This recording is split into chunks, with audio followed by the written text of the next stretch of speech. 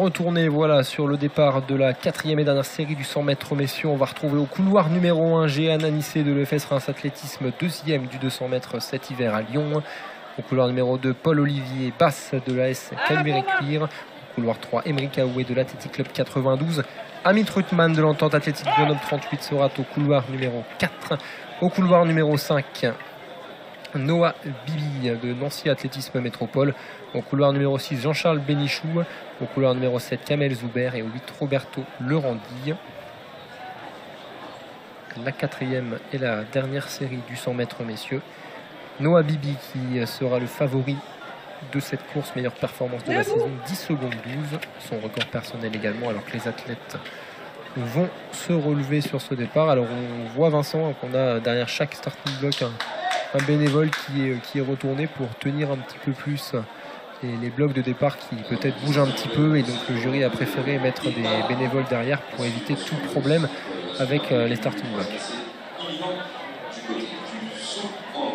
Et Noah Bibi qui a fait sensation il y a quelques jours puisqu'il a établi le record national de Maurice, donc qui sera particulièrement à suivre et qui pourrait aider les Français qu'on a vu bien en forme sur ces séries à aller chercher un gros chrono tout à l'heure.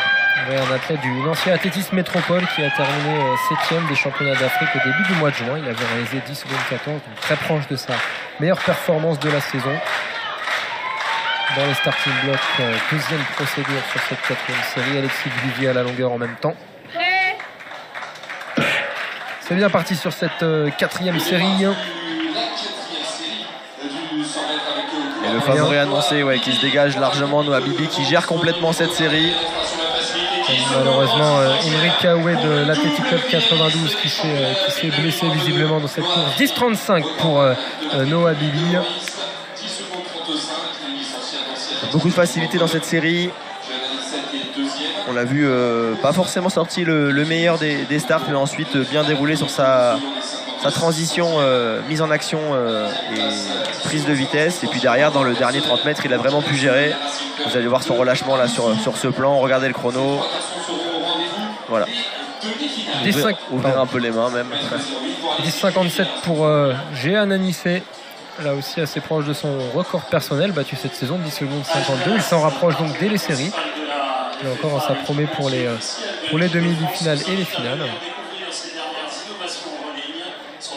Finale qui aura lieu également ce soir. Les 3 tours de 100 mètres qui seront dans la journée. On a parlé des demi-finales tout à l'heure et la finale sera à 18h50. Là aussi,